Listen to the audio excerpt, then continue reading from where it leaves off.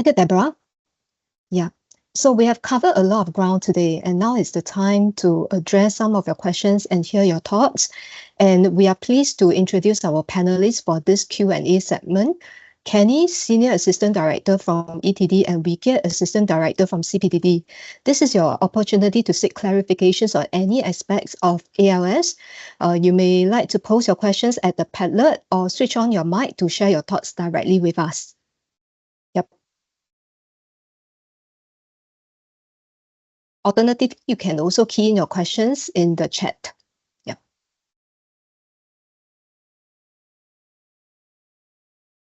Thanks, Hui Ming. And really apologies to the participants for the technical glitches lah. But if we are all very experienced teachers, you will know, right? Sometimes when we want to try some of these things in our classrooms, things happen.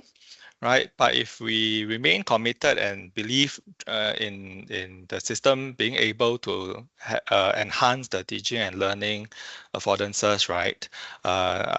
Maybe let's just take these glitches as a blip, okay? And really, right, it's just perhaps take the chance to explore and also enhance the system. And this is really with user feedback, okay?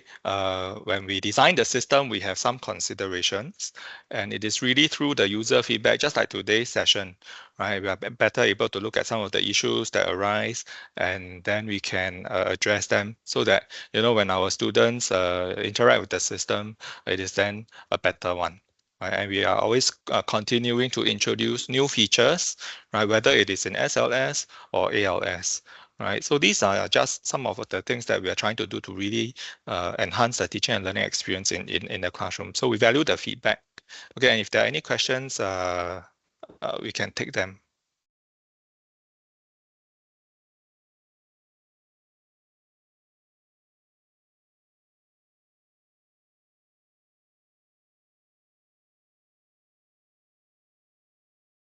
Sorry, I just try one of the package. There are 11 questions for prime numbers. So that means we as teachers don't know how many questions the system will give, right? Won't be able to give because I try, then I feel that normally 6 questions or 8 questions will be appropriate. I only answer one wrongly out of 11. So the system asked me 11 questions. So in estimating the time for ALS is lesson, right? Would there be like a table, like which subtopic has normally how many questions and normally the duration of the whole exercise? Then I think that will help teachers to decide.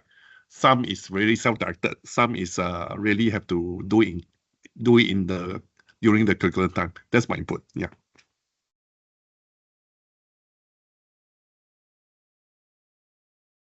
So just to answer the question, the number of questions that students will be given, right, is really based on some of the metrics that the system is back end trying to assess lah. Okay, some of the considerations may include, if let's say students keep, I think Kailin was sharing earlier, if they keep submitting the wrong answers, it may then decide, okay, let's stop this learning loop. Okay, and then perhaps I'll recommend you a revision or a prior concept for you to go and revise. Okay, so the number of questions is really determinant on some of these factors. Okay, it's not that maybe for this very more difficult one, there's like 20 questions, and then the easy one is like 5 questions. It's not like that.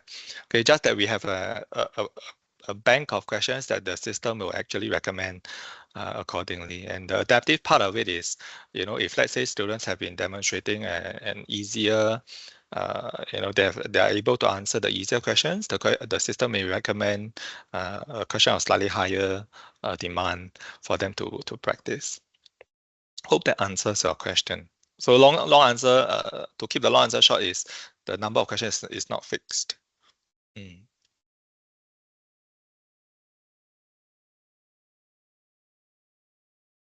Hi, can you hear? Okay, just to add on a bit to Wikid's response as well, right? I mean, so generally, if a student attempts ALS concept, right, they should be answering somewhere between 3 to 8 questions. That's kind of the setting that we have, right? So 3 questions could be the minimum, and 8 is generally the upper limit, right?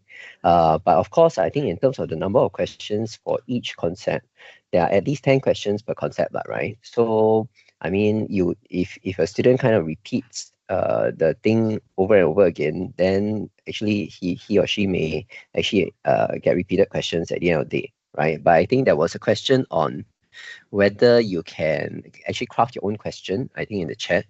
So you can craft your own question and you can tag it to the content map as well if you so wish to. But then you will need to create a class group and to be able to tag the questions within the class group. For your students, right? So that's if you have very school-based specific resources that you might want to use for ALS. So you are able to do that, and I believe we will share we can share the steps with the guides and the slides after this. Yeah.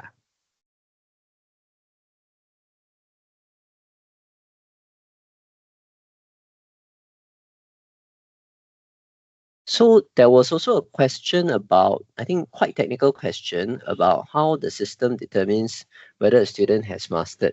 So there are many factors I would say that determines or that goes into what is counted as student mastery. So for example, it's not just about whether the student has gotten the questions correct or wrong, and whether it's like the level 3, which is the more challenging questions, correct, right? So even if a student gets the level 2 questions and is able to demonstrate generally that they are able to get it mostly correct, then actually they would be deemed as mastered. So the back-end system, I mean, it's very technical, but there is a number that measures the student mastery line. It goes from 0 to 100. So when that number crosses the threshold of 80, then actually the student is deemed to have mastered. So if you do download kind of the student mastery report and you see some numbers there, that's actually what the numbers represent. Now we're trying to simplify that report a bit, but to just understand that as the student progresses through the quiz, that mastery level is being adjusted along the way. Yeah.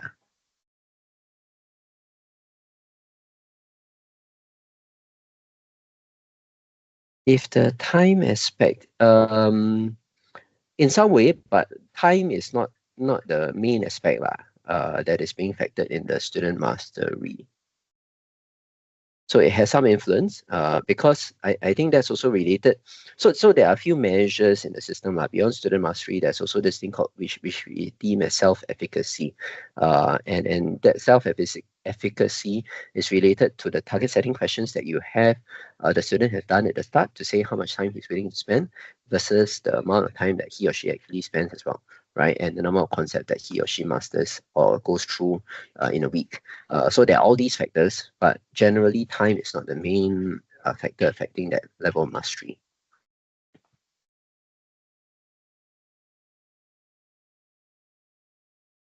Oh, I see a lot more questions now in the Padlet. Okay, hi, sorry. I want to ask, okay, now we are looking at students who have not mastered. Okay, now let's look at the student that have a very good grasp of the mastery of the topics. So what does this ALP does for these people who are high progress learner? Will they advance to a stage where they master, and then will there be another stage where they give them more higher thinking order questions?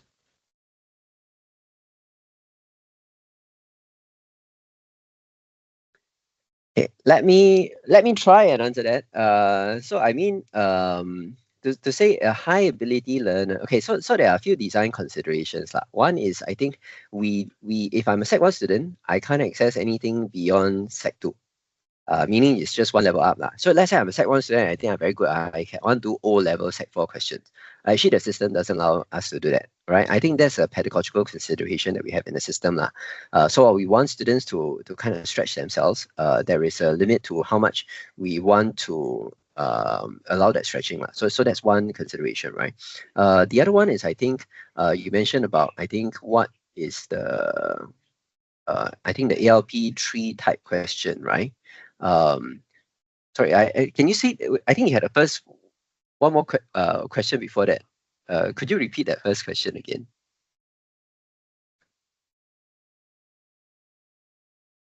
Sorry, I don't remember what I just.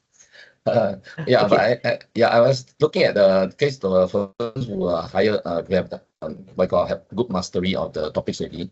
So would there be like questions that probe them on higher thinking order, like because you have AO1, AO2, Yes, yes. AO3. So That's would there right. be like more of AO3 type of question being asked, or to stretch the students? Okay, so short answer is, right, because of the way the concepts are being broken down within ALS, right? So sometimes for some of these more higher order thinking questions, it actually requires us to shrink. Like when we send an assessment paper, we could have questions that cut across a field of these kind of concepts within the same subtopic or within the same topic, right? And therefore, it could be a bit difficult within at the concept level in ALS to be able to do that. So that's a kind of limitation, right?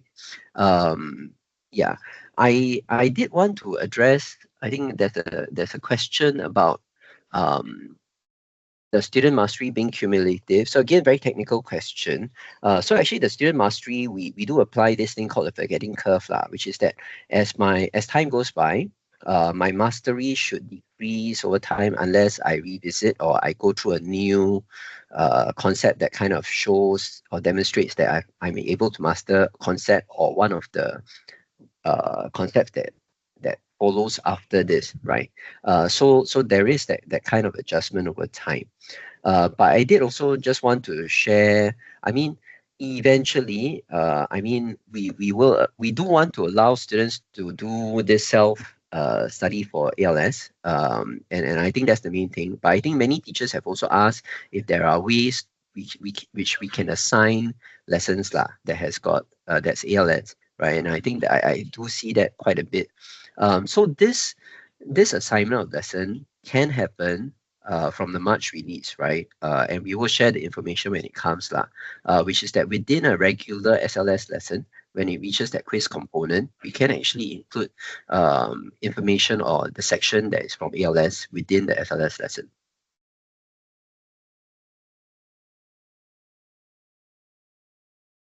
There is also, if I can just highlight what I think is a useful use case for your students, I think I do find that as students are revising for their WAs, for example, right?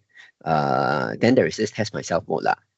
So within the test myself mode, there is the students can choose the particular topic or subtopics that they want to revise, right? And they can ask the system to generate between 10 and 30 questions for them to practice. So depending on how the students are, they can actually use that as a way to revise and see what is the level of mastery. And one thing that's also upcoming is they should be able to see an overall quiz feedback at the end of the day after they finish attempting the quiz. So sorry. So in short, that means if I'm a student, that means I can decide on the topic that I want to learn, That's right. or I want to test myself, or for example, like WA2 3 topics or WA1 3 topics, then select 10 or 20 questions. That means that is part of how we engage them to be self-directed. Then there's also one way where we teachers can create a group, then recommend certain topics, and that will be shown under the announcement, the bell, that part. That's right, the notification. Where we recommend it to the students. So when we recommend it to the students, then we'll be able to monitor their progress. Am I right to say that? That's right. These are the main 3 ways. Yeah. Yeah, thanks a lot. Sorry, today I asked a lot of questions, but no, it's great. But I think I get the feel of it already. Thank you. Yeah. Sorry, can I also check that if there's already groups in the SLS created, we can use within that group, right? Then from there, as what just they highlighted, when we check on some of them not doing well, we can choose that particular group. So there's no need to keep creating groups, I Correct. believe. So actually, to just say lah, actually in the existing class groups that you have in SLS, actually if I'm teaching a Sec 1 class, there should already be a Sec 1 class group, right? But it's Yes. just that I am a teacher in that class group. So the reason, so as a teacher, I'm not able to see ALS just because I'm not a student in a Sec 1 or Sec 2 cohort. And that's the reason why we needed to add ourselves as Sec 1 and Sec 2 lah. But students will not have that problem, right? Because students, if they're Sec 1 and Sec 2, they already can access ALS. So there's no need for you to actually create a separate class group to do that. Yeah. It's just for the teacher. If you want to access it, then you have to add yourself as a student. Yeah. So I can monitor without adding myself as a student. That's right. You can still monitor without adding yourself as a But student. if I add myself as a student, the value will be? You can see the ALS. You can go through what the student is going through as ALS. Okay. So I'm like as a student going through the experience. That's right. Yeah. Because I think some teachers when they assign already, right, then when the students do it, I think you can go through, I mean, similar processes in class, which is I think many of the students or schools, you practice like maybe having a maths notebook for the students to do their working, right? So if a student was to be doing like some of these work at home, for example, the same practice of getting them to write down their working will be helpful, because if let's say the student cannot answer and didn't understand the feedback for some reason, when they come back to check in with you, at least you're able to check back to what kind of question they were doing lah. Yeah. Hi, sorry. I'm Dennis here from Pierce Secondary School. Hi. Not sure you can hear me. Yes. Hi. Okay. Hi, Dennis. Okay, I'm just testing one of the questions just now. So yes. So a question like, is A over 2 an integer? I purposely answer no, and answer is wrong. Then when press next, right, I'm given the same question again. And obviously, because there's only two options, right, it must be yes.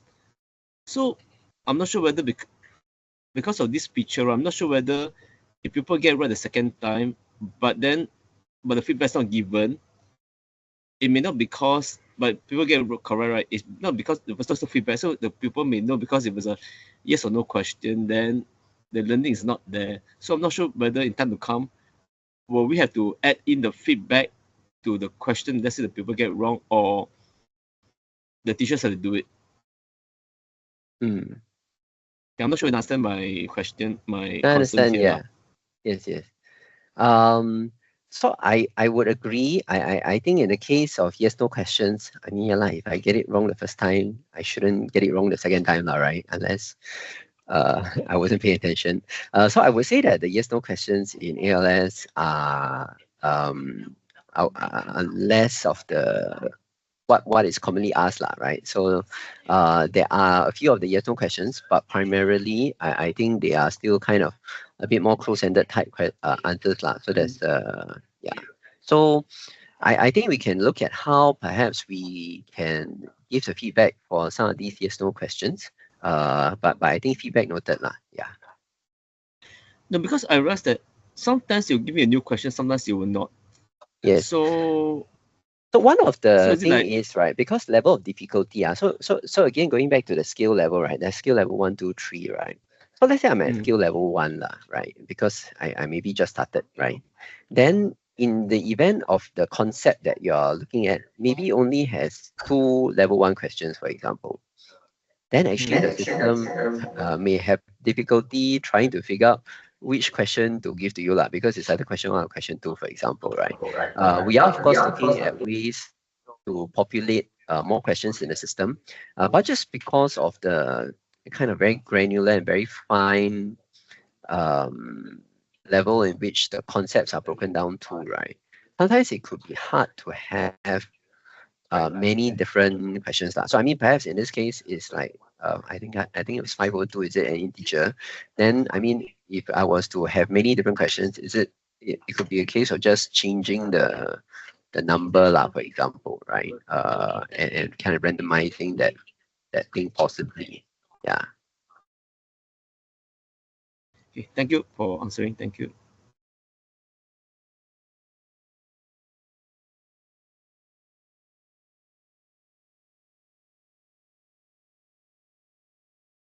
Just to note that ALS is back to running normally. So if you all want to try out ALS now, please feel free to try to out using the steps that we showed just now. Hi. I have a question. I'm from Dunyan Secondary School. I just want to find out, right, if I'm a Set 1 teacher and I ask my students to go on board the AIS, right, to try out, will I be able to see for my particular class which students are level 1, level 2, level 3 for which topic as a kind of heat map, so that as a teacher, I will know how to group my students and remediate accordingly? Will I be able to do that? No. So right now the system only shows mastered or not mastered lah. So within concept, if the student reaches that kind of threshold level, it's then mastered or not mastered. The reason is because, I'm just gonna. Okay, the reason is because if I have not, even if I have not done a particular concept. Okay, so to understand, again, technical, right? When I start a concept, I don't start off at 0 mastery. Actually, I start off at almost like a midway line mastery, right? And depending on how I progress through a concept, the mastery goes up and down, right? And therefore, if I was to have a heat map like you have said here, if a student has not accessed it yet, it would actually show still as that I've got a middle level of mastery, which is kind of what we assume the starting point of students to be lah, right? And we make that adjustment accordingly. So therefore, currently the system design is such that it only shows mastered or not mastered. Yeah. If you do want to drill down further, I mean, eventually you will be able to view that within the learning progress dashboard when you click on the individual students and to be able to see where or the type of questions that he or she might have gotten correct or wrong lah. Yeah.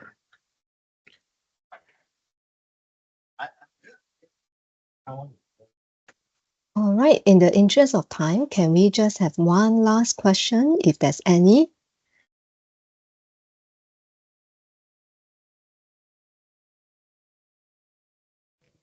Hi, Hui Min, can you hear me? Liang Sun here. Yes, Dr. Tan, we can hear you. Hi. Just a question, right? Just as you have done some piloting for the primary math ALS, right? Do you have plans to do some pilot tests for secondary math ALS, and then to gather feedback on the use by our teacher colleagues, and are the questions set up like the hints and feedback, is it cast in stones? Would there be room to revise it based on this feedback from the pilot testing, if there is? Thank you. Okay, as what we have known, the system currently is still work in progress. So we are leveraging such opportunity like today's sharing to gather responses from the fraternity so that we can continue to improve and enhance the system. Yep. So that also includes reviewing the assessment items in the system. Okay, great. Thank you. Good. Yeah. Could do that. Thank you. Thank you, Dr. Tan. All right, so let's move on.